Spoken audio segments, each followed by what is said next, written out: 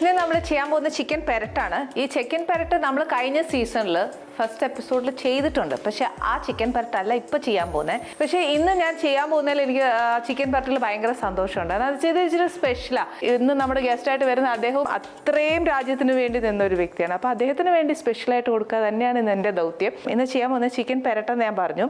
ഇതിനാദ്യം chicken നമുക്ക് marinate ചെയ്ത് വെക്കണം. അതെന്നാണെന്നറിയോ? ഫസ്റ്റ് ചിക്കൻ ഇടുക.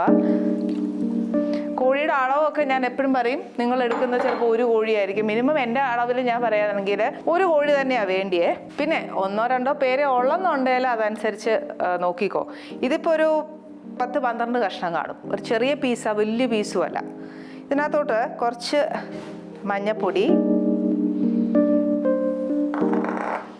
കുറച്ച് മുളക് പൊടി, എരിവ് കണക്കാക്കിയിട്ട്. ഇതിപ്പോൾ ഞാനിവിടെ കാശ്മീരി മുളക് പൊടിയാണ് ഇടുന്നത്. കുറച്ച് ഇഞ്ചി, വെളുത്തുള്ളി. ഇത് വെളുത്തുള്ളി ചതച്ചതാ. ഇത് നമ്മൾ 1 കിലോയ്ക്ക് എപ്പോഴും ഞാൻ പറയുന്ന പോലെ 1.5 ടീസ്പൂൺ ആണ് എങ്കിൽ മുക്കാൽ, അതായത് നമുക്ക് ഗ്രേവി ഉണ്ടാക്കണം, ഇതിൻ്റെ കൂടെ പെരട്ടാനും വേണം. ഇഞ്ചി. ഇനി ഇതിനകത്ത് ശകലം ഉപ്പ്, അതിൻ്റെ കൂടെ കുറച്ച് കറിവേപ്പിലയും പെരിഞ്ചീരകവും കൂടെ ചതച്ചിടണം. എന്നാലൊരു നല്ല മണം വരും. അതായത് പെരിഞ്ചീരകം 1 ടീസ്പൂണോ അല്ലെങ്കിൽ കോഴിയുടെ അളവ് അനുസരിച്ച് ഒരുപാട് കൂടരുത്. ഞാൻ 1 ടീസ്പൂൺ അതിനകത്ത് എടുത്തിരിക്കുന്നത്. ഈ 1 ടീസ്പൂണിനകത്ത് പട്ട, ഗ്രാമ്പൂ എല്ലാം കൂടെ മിക്സ് ചെയ്തതാണ്. പക്ഷേ നമുക്ക് വേണ്ടിയത് ഞാൻ ഈ ബാക്കി സ്പൈസസ് എല്ലാം മാറ്റി വെച്ച് പെരിഞ്ചീരകം മാത്രം ഇട്ടൊന്ന് പൊടിച്ചേച്ച് വരാം. ഇനിയിപ്പോൾ അഥവാ നമ്മൾ മേടിക്കുന്ന പാക്കറ്റിനകത്ത് ഇച്ചിരി 2 പട്ടയോ ഗ്രാമ്പോ വല്ലതും കിടക്കുവാന്നേൽ കാര്യമാക്കണ്ട, അതുകൂടെ പൊടിച്ചോ. അപ്പോൾ നമ്മൾ ഇടുന്ന ഗരം മസാല ഒരു ഇച്ചിരി കുറച്ചേച്ചാൽ മതിയേ. ഇതൊന്ന് പൊടിച്ചേച്ച് വരാം. ഇങ്ങനെ ഒന്ന് ചതച്ചെടുത്തിട്ടേ ഉള്ളേ. ഇനി ഇതിനെ കുറച്ച് ഇങ്ങോട്ട് ഇടുക. ഇത് മുഴുവൻ ഇടാം, നല്ല മണമാണ്. ഇനി എന്നാ ചെയ്യാൻ പോകുന്നത്, ഞാനൊന്ന് എണ്ണ അടുപ്പിലോട്ട് വയ്ക്കട്ടെ, അല്ലെങ്കിൽ അത് ചൂടാവാൻ താമസിക്കും. ഇതിന് ശരിക്കും നമ്മൾ എടുക്കുന്ന എണ്ണ ഏതാണെന്നറിയോ? വെളിച്ചെണ്ണയാണേ. മറ്റേ സൺഫ്ലവർ, അഥവാ ഇനി സൺഫ്ലവർ ഉപയോഗിക്കുന്നതെങ്കിൽ അങ്ങനെ ആയിക്കോ, കുഴപ്പമില്ല. പക്ഷെ ഞാൻ ആദ്യം പറയുന്നത് വെളിച്ചെണ്ണ തന്നെയാണ് നല്ലത്. കുറച്ച് കൂടുതൽ വേണം, കാര്യം ഇത് വറക്കാനുള്ളതാണ്. എണ്ണ ചൂടാവട്ടെ. ഇപ്പം നമ്മൾ മഞ്ഞൾപ്പൊടി, മുളക് പൊടി ചേർത്തു, ഇഞ്ചി, വെളുത്തുള്ളി ചേർത്തു, പിന്നെ ഉപ്പ് ഒരു ശകലം ഇട്ടിട്ടുണ്ട്. ഇനി ചേർക്കാൻ പോകുന്നത് നാരങ്ങാനീര് അല്ലെന്നുണ്ടെങ്കിൽ ഈ പറഞ്ഞ പോലെ വിനീഗർ ഏതായാലും മതി. ഒരുപാട് വേണ്ട, കുറച്ച്. ഇനി ഇതിനകത്തോട്ട് കുറച്ച് റെഡ് ചില്ലി ഫ്ലേക്സ്, 50-50 ബേസിസ് ആണ്. കുറച്ച് ഇതിനകത്തോട്ടും കുറച്ച് പിന്നെ നമ്മൾ ഗ്രേവി ഉണ്ടാക്കുന്നതിനകത്തോട്ടും വേണം. ഇനി വേണ്ടിയത് ഈ ചിക്കൻ വറക്കുമ്പോൾ ഒരു മുരുമുരുപ്പ് കിട്ടാനായിട്ട് അരിപ്പൊടി ചേർക്കുക. ഇപ്പോൾ ഒട്ടുമിക്ക ആൾക്കാർക്കും ഈ എന്നാ പറയുക, ഗ്ലൂട്ടൻ ഭയങ്കര അലർജിയാണ്. അതുകൊണ്ട് മൈദ ചേർക്കണ്ട. പിന്നെ ഈ കോൺഫ്ലോർ വലിയ കുഴപ്പം വരികയില്ല, പക്ഷെ ചിലർക്ക് അതും പറ്റുകയില്ല. അതുകൊണ്ടാണ് ഞാൻ പറഞ്ഞത് അരിപ്പൊടി ആകുമ്പോഴത്തേക്ക് സേഫ് സൈഡാണ്, പേടിക്കണ്ട. പിന്നെ വേണ്ടിയത് ഒരു മുട്ട. ഇതിപ്പോൾ 10-12 കഷ്ണമല്ലേ ഉള്ളൂ, ഒരു മുട്ട മതി. ഇത് നല്ലതായിട്ടൊന്ന് ചിക്കനേൽ നല്ലതായിട്ട് അങ്ങ് ഇത് കുറച്ച് നേരം പെരട്ടി വെച്ചിരുന്നാൽ കുറച്ചുകൂടെ നല്ലതാണ് കേട്ടോ.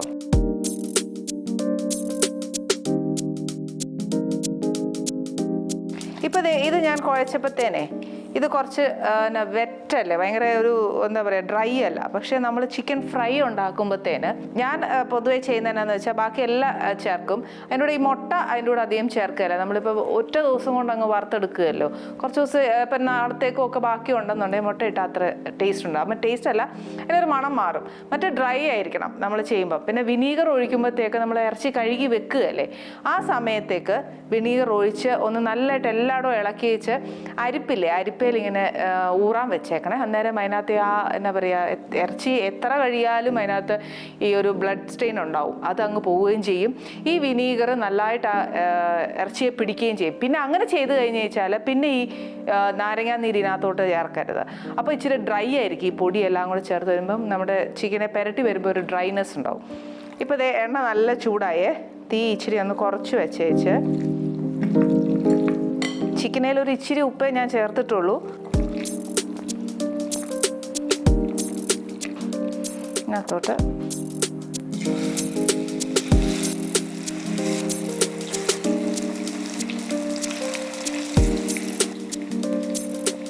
ഫ്രൈ എന്ന് പറഞ്ഞാൽ നമ്മൾ വെളിയിൽ നിന്നൊക്കെ മേടിക്കുമ്പോൾ ചിക്കൻ ഫ്രൈ അല്ലെങ്കിൽ വീട്ടിൽ നമ്മൾ ഉണ്ടാക്കുമ്പോൾ ഉണ്ടാകുന്ന ഒരു ചിക്കൻ ഫ്രൈ ഇല്ലേ, അത്രയും മൊരിയണ്ട. ഇനിയിപ്പോൾ അത്രയും മൊരിയണമെന്ന് തന്നെ വിചാരിച്ചു. ചിലർക്ക് ഭയങ്കര ക്രിസ്പി ആയിട്ട് കഴിക്കാനായിരിക്കും ഇഷ്ടം, പക്ഷെ അങ്ങനെ മൊരിയണമെന്നുണ്ടെങ്കിൽ ആവാം. അതല്ല, ഒരു സെമി മൊരിച്ചിലെടുക്കാനാണെങ്കിൽ അങ്ങനെ മതി. എന്തായാലും ഇതിനൊരു ഇച്ചിരി സമയമുണ്ട്. ഇനിയിപ്പോൾ ഇതിന് കൂടുതൽ മൊരിക്കണമെന്നുണ്ടെങ്കിൽ മൊരിക്കാം, അതൊക്കെ നമ്മുടെ ഇഷ്ടമാണ്. എനിക്കിപ്പോൾ ഇത്രയും മൊരിവ് മതി, അതുകൊണ്ട് ഞാനിത് നിർത്തുക. ഇതിങ്ങനെ ചെയ്താലേ നമ്മൾ അരപ്പുണ്ടാക്കുമ്പോണ്ടല്ലോ അത് കുറച്ചൊരു സോഫ്റ്റ് ആവത്തുള്ളൂ, മറ്റേ സോഫ്റ്റ് ആവത്തില്ല.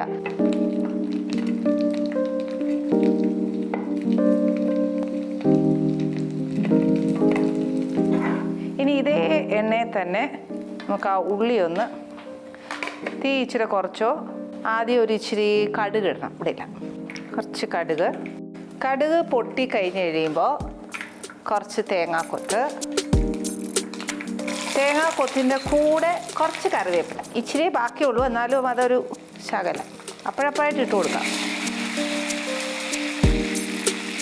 തേങ്ങ ഒരിച്ചിരി മൂത്ത് വന്നാൽ ചതച്ച് വെച്ചേക്കുന്ന ചെറിയ ഉള്ളിയില്ലേ, അത് ചേർത്ത് കൊടുക്കാം. ചെറിയ ഉള്ളിയാണ് ഏറ്റവും ടേസ്റ്റ്. ഇനിയിപ്പോൾ അത് ഇച്ചിരി പൊളിക്കാൻ പാടാന്നേൽ സവാള ആന്നേലും മതി. 50-50 കേട്ടോ. ചെറിയ ഉള്ളി കുറച്ച് സവാള അങ്ങനെ ഇടാവേ. ഒരിച്ചിരി ഹൈ ഫ്ലെയിമേ വെച്ച് നല്ലോണം ഒന്ന് വഴറ്റിയെടുക്കാം. ഇത് വഴന്ന സമയത്ത് തന്നെ കുറച്ച് ഇഞ്ചിയും വെളുത്തുള്ളിയും, അതായത് നമ്മൾ ചിക്കനകത്ത് ഇഞ്ചിയും വെളുത്തുള്ളിയും ചേർത്തു, പക്ഷെ എന്നാലും അരപ്പിനോടും കൂടി ഇച്ചിരി വേണം. ഇതിപ്പോൾ ചതച്ച് ചേർക്കാം, അതല്ലാന്നുണ്ടെങ്കിൽ ഇച്ചിരി അരിഞ്ഞും ചേർക്കാം. എങ്ങനെ ആയാലും നമുക്ക് എന്നതാ സൗകര്യം എന്ന് വെച്ചാൽ, ഏതാ സൗകര്യം എന്ന് വെച്ചാൽ അത് ചേർത്തേച്ചാൽ മതി. ഇതിൻ്റെ കൂടത്തെ എരിവ് അനുസരിച്ച് ഇതിനകത്ത് പച്ചമുളക് ഇടാൻ പോവുക. എരിവ് അനുസരിച്ച് ചേർത്തോണം. ഈ അരപ്പിനകത്തോട്ട് തന്നെ നമ്മൾ ഇനിയും ഇഞ്ചിയും വെളുത്തുള്ളിയും ഇതെല്ലാം ഇഞ്ചി വെളുത്തുള്ളിയും ചേർത്തിട്ട് മഞ്ഞപ്പൊടി, മുളക് പൊടി, ഇതെല്ലാം മസാലകളും ചേർക്കും. അപ്പോൾ അതനുസരിച്ച് എരിവ് നോക്കിയേച്ച് വേണം നമ്മൾ പച്ചമുളകും കൂടെ ചേർക്കാൻ. ചില പച്ചമുളകൊക്കെ ആണെങ്കിലും ഭയങ്കര എരിവാണ്, അപ്പോൾ അത് നോക്കിയിട്ട് വേണം ചേർക്കാനായിട്ട്. ഞാനിവിടെ 2 എണ്ണം കീറിയിട്ടതാണ്. ഇത് നല്ലതായിട്ട് ഒന്ന് വാടി മൊരിഞ്ഞ് വരട്ടെ. ഇതൊരു ഗ്രേവിയുടെ അരപ്പാണ്, അപ്പോൾ പിന്നെ ഇച്ചിരി ഒരു പച്ചക്കുത്ത് ഒന്ന് മാറണം.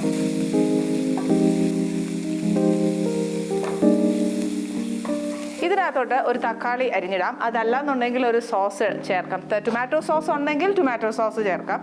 അതല്ല തക്കാളി നമ്മുടെ കയ്യിൽ ഉണ്ടെങ്കിൽ അത്. ഇനിയിപ്പോൾ വിനീഗർ ചേർക്കാൻ പാടുണ്ടോ എന്ന് ചോദിച്ചാൽ കുഴപ്പമൊന്നുമില്ല. ഇനിയിപ്പോൾ അതല്ല തൈര് ഇഷ്ടമെങ്കിൽ അങ്ങനെ ചേർക്കാം. തൈര് പക്ഷേ ഒരു കാര്യം ചെയ്യണം, ചേർക്കുമ്പോൾ അരപ്പില്ലേ നമ്മുടെ മഞ്ഞപ്പൊടി, മുളക് പൊടിയൊക്കെ ചേർത്തിട്ട് അത് കഴിഞ്ഞിട്ട് അങ്ങ് ചേർത്തേച്ചാൽ മതി. എന്നാൽ ആ തൈരിൻ്റെ വെള്ളമെല്ലാം വറ്റി കഴിയുമ്പോഴത്തേക്ക് ആ അരപ്പ് ഒന്ന് മൂക്കും, വേറെ എക്സ്ട്രാ വെള്ളം ചേർക്കണ്ട.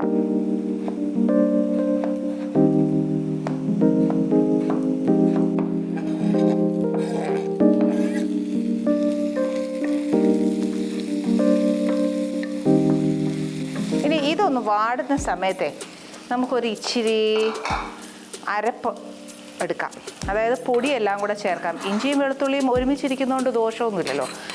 അതുകൊണ്ട് നമുക്കൊരു കാര്യം ചെയ്ത് ഇതിനെ ഇങ്ങോട്ടാക്കി വെച്ച് കുറച്ച് മഞ്ഞപ്പൊടി, ഞാൻ പറഞ്ഞില്ലേ നേരത്തെ നമ്മൾ ചിക്കനെ ചേർത്ത പോലെ തന്നെ നമ്മൾ ഇതിനകത്ത് ചേർക്കണം. കുറച്ച് മുളക് പൊടി, അരപ്പിനുള്ള എരിവാണേ.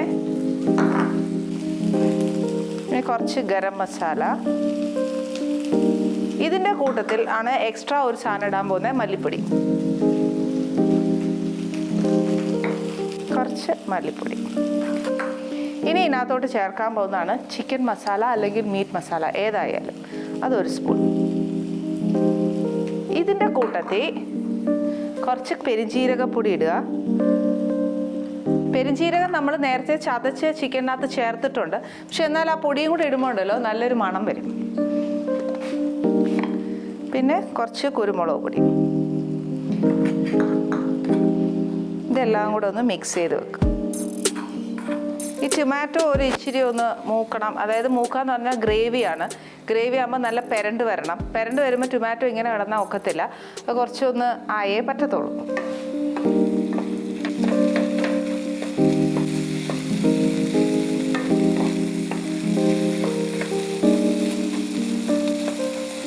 ഇപ്പം ആ ടൊമാറ്റോയുടെ കട്ടി ഒന്ന് ഇച്ചിരി കുറഞ്ഞിട്ടുണ്ട്. അപ്പം ഞാൻ ഈ ചേർത്ത് വെച്ചേക്കുന്ന പൊടിയെല്ലാം കൂടെ ഇതിനകത്ത് ഇടുക.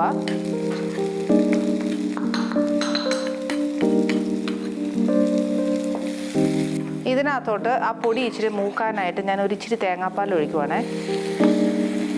കുറച്ചേ ഒഴിക്കുന്നുള്ളൂ, ബാക്കി എനിക്ക് വേണം, ഇനി ഒഴിക്കാനുണ്ട്. ഇതിനകത്ത് ഈ അരപ്പുണ്ടാകുന്ന സമയത്തുണ്ടല്ലോ ഒരു കാര്യം ചെയ്യാം. ഇതിനകത്തൊരു ഇല കിട്ടും, നമ്മൾ തിരുവനന്തപുരത്തൊക്കെ പറയുന്ന രമ്പയില എന്നാണ്. അതിന് പന്തൻ ലീവ്സ്, യെസ്, അത് പറഞ്ഞാൽ എല്ലാവർക്കും അറിയാമായിരിക്കുമല്ലോ അല്ലേ. ആ ഇലയും കൂടി ഇതിനകത്തൊന്ന് കട്ട് ചെയ്തിടുകയെന്നേൽ ഒരു നല്ല മണമാണ് വരുന്നത്. അതൊന്ന് ട്രൈ ചെയ്ത് നോക്കണേ. ഇതൊരു ഇച്ചിരി മൂത്തു. ഇനി എന്നാ വെച്ചാൽ ഞാൻ ഈ വറുത്ത് വെച്ചിരിക്കുന്ന ചിക്കൻ ഇതിനകത്തോട്ട് ഇടുക. തക്കാളി അത്രയും മൂത്താൽ മതി. എണ്ണയും ആ പൊടിയും എല്ലാം കൂടെ. ഇന്നിപ്പോൾ നമ്മൾ ധൃതി കൂട്ടിയല്ലേ എല്ലാം വെച്ചേ. ഇനിയിപ്പോൾ സമയമുണ്ട്, അല്ലെങ്കിൽ സമയം ഉണ്ടെങ്കിൽ പെരട്ടിയൊക്കെ ഫ്രിഡ്ജിൽ വെക്കാം ചിക്കൻ. ഇനിയിപ്പോൾ സമയമില്ല, ധൃതി കൂട്ടിയാണ് നമ്മളെല്ലാം ചെയ്തേ, അങ്ങനെ ആകുന്നതിൽ ഇതിനേക്കാട്ടിൽ കുറച്ചുകൂടെ ആ ചിക്കൻ്റെ ഉള്ളിലേക്ക് പിടിക്കാൻ, ആ മസാല എല്ലാം പിടിക്കാൻ എളുപ്പ വഴിയുണ്ട്. ഏതാണെന്നറിയോ?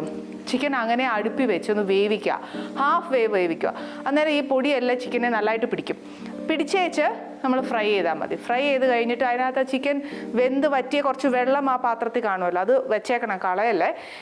അതെന്നാ ചെയ്യണം, ഇപ്പം ഞാൻ ഈ തേങ്ങാപ്പാൽ ചേർത്തില്ലേ, ആ സമയത്ത് ആ വെള്ളം ഒന്ന് ചേർക്കുക. അല്ലെന്നുണ്ടെങ്കിൽ അരപ്പ് മൂക്കാൻ വേണ്ടിയിട്ട് ചെറുതായിട്ട് ഒഴിച്ചൊഴിച്ച് കൊടുത്തിട്ട് അരപ്പിലോട്ട് ചേർത്താൽ മതി. അത് ചേർക്കുമ്പോൾ രണ്ടാമത് പൊടി ചേർക്കുമ്പോൾ ശ്രദ്ധിക്കണം, കാരണം ആ അരപ്പ് കംപ്ലീറ്റ് ഇതിനകത്തുണ്ട്. അതുകൊണ്ട് നോക്കിയേച്ച് വേണം ചേർക്കാൻ. ഇനി ഇതിനകത്തോട്ട് ആ ബാക്കി തേങ്ങാപ്പാലും കുറച്ച് വെള്ളവും കൂടെ ഒഴിക്കാൻ പോണേ. ഇനി ഈ തേങ്ങാപ്പാലയിൽ ഈ ചിക്കൻ എല്ലാം കൂടെ ഒന്ന് കിടന്ന് ആ അരപ്പ് ഫുൾ ഇതിലിറങ്ങി ഇത് നല്ല കോട്ടിംഗ് ആയിട്ട് വരണം. ഇതൊരു ചെറിയ ഫ്ലെയിമിൽ വെച്ചേച്ച് കുറച്ച് കറിവേപ്പില ഇടുക. അതിൻ്റെ ആ ഫ്ലേവർ നല്ലോണം ഇതിനകത്തേക്കൊന്ന് ഇറങ്ങട്ടെ. കറിവേപ്പിലയുടെ മണം ഉണ്ടെങ്കിൽ നാടൻ ചിക്കൻ പെരട്ടിനൊക്കെ നല്ല ടേസ്റ്റ് വരത്തുള്ളൂ. ഇനി ഒരു കാര്യം കൂടെ പറഞ്ഞുതരാം. ഇതിന് കുറച്ചുകൂടെ ഒരു ടേസ്റ്റ് വരണമെന്നുണ്ടെങ്കിൽ എൻ്റെ ഫ്രിഡ്ജിലില്ല, ഇല്ലേ ഞാൻ ഇട്ടേനെ, പറഞ്ഞു തരാമല്ലോ. അപ്പം നിങ്ങളുടെ കയ്യിൽ ഉണ്ടെങ്കിൽ ഇടാമല്ലോ. നമ്മൾ ഈ ആദ്യം കടുകിട്ടിട്ട് തേങ്ങാക്കൊത്ത് മൂപ്പിച്ചില്ലേ, ആ സമയത്ത് ഒരു ഇച്ചിരി മല്ലിയിലയും ഒരു ഇച്ചിരി പുതിന ഇലയും കൂടി ഇടുകയാണെങ്കിൽ കുറച്ചുകൂടെ നല്ല മണമാന്നേ. അതിൻ്റെ കൂടെ ഞാൻ പറഞ്ഞ ആ പന്തൻ ലീവ്സ് ഇല്ലേ, രമ്പയില എന്ന് പറയും, അതും കൂടി ഇടുകയാണെങ്കിൽ ഭയങ്കര മണമാണ്. എന്നാ ഈ പറയുന്ന പോലെ അയൽവക്കക്കാർക്കൊക്കെ അയ്യോ ആ വീട്ടിൽ എന്നാ ഉണ്ടാക്കുന്നതെന്ന് ചോദിക്കും, അതുപോലത്തെ മണമാണ്.